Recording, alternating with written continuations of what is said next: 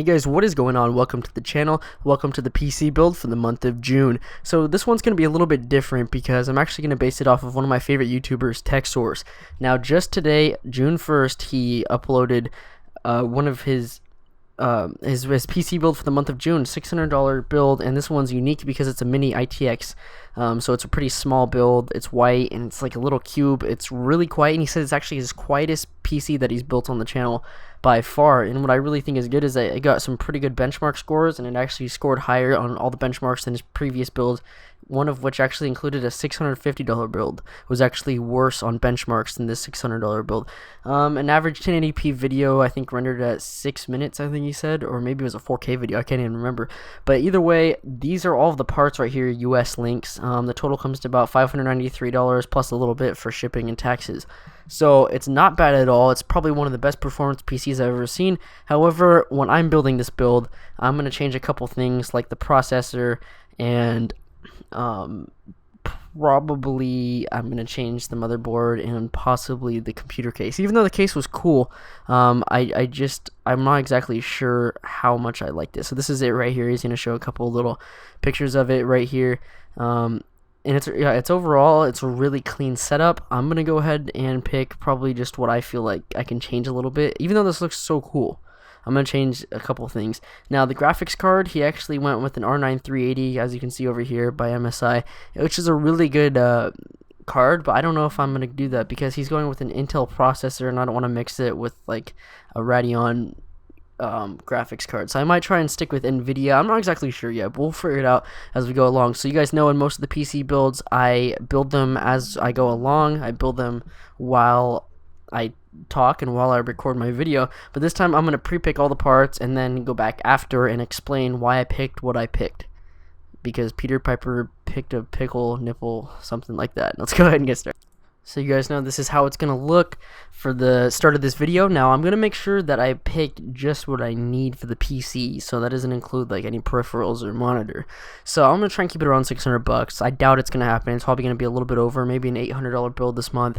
I'm not exactly sure, but just because of the extra stuff I'm going to be adding in there might send it over $600. But keep in mind that his $600 build is really efficient, and it's possible that I could even stick with most of his parts, 90% possibly.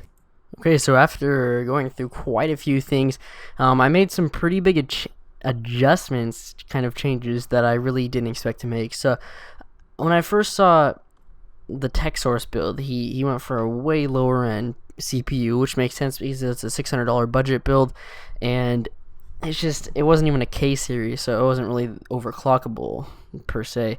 But however, I decided to beef it up a little bit, obviously, to the 4790K, which is a solid Intel CPU, perfect for overclocking, and I also added on to the overclocking by getting a Corsair H60 liquid CPU cooler, which is, you guys have actually seen it a couple times in my builds. I've used this one quite often, and probably one of the coolest things I got is this motherboard, and I'll actually go ahead and show you more about it because it doesn't actually have a picture right here. So there is a couple reasons why I actually picked out this motherboard. Now, Z97 board is good for overclocking. It's ultra durable. Now, I wasn't even sure what color it is when I saw it because the other motherboards I saw that were also Z97s by different companies were like red and blue. This one, however, looks great because it's just black and gray, and it's by Gigabyte, a trusted brand. So it's a pretty basic color scheme, and it basically will go with any build. Now, when you see the case I've picked out for this build, you are going to love everything about this. So yeah, let me tell you. So then heading down on the list here, I decided to go with 8 gigabytes of RAM, but it's not just any RAM, it's DDR3 2400 memory, so it's more powerful RAM than the typical 1600, which most people do get. So keep in mind 2400. So you could already have saved money by going with the original CPU, which was about $100 cheaper, and then you wouldn't need a water cooler, so that's another $60 less.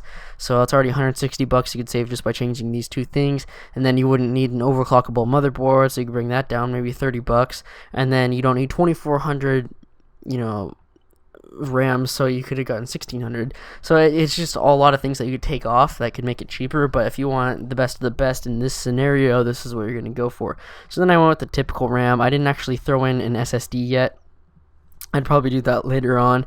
And then for my video card, I was deciding if I should get the GTX 1070 or the GTX 970. So in the end, I decided to go with the 970 just for this build. It's possible I could actually change it to 1070, but there was a $20 rebate here, so I got it down to $289, which is actually a pretty good deal on a 970, to be honest. And then finally, I went with the Corsair Carbide 400C case. Now, once I saw this one on a TechSource video back in May, I believe, it was probably one of the coolest cases I have ever seen, and I'll show you why.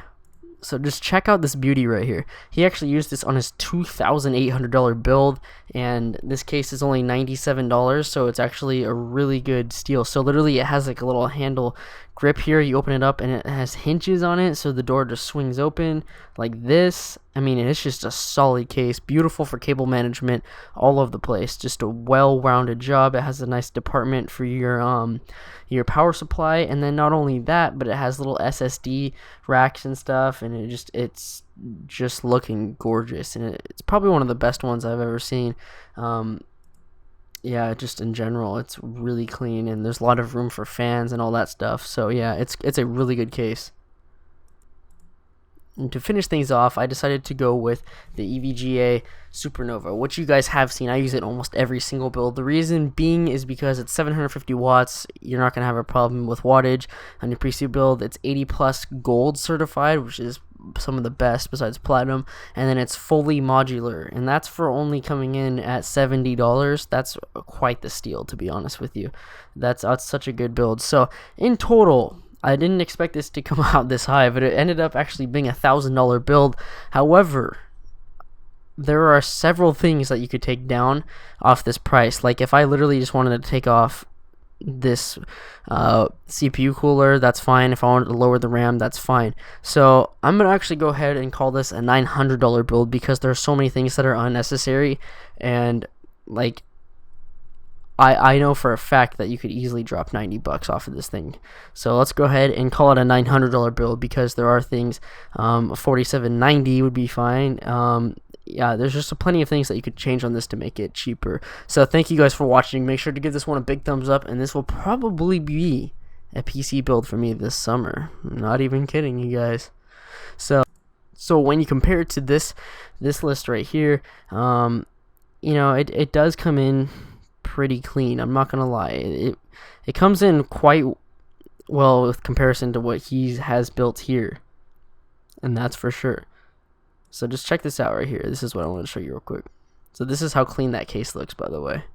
It's a really clean case. You just open up the handle, swing it open, and you are done. Obviously mine probably will never look as good as this. This is $2,800 worth of equipment, but yeah, we'll see.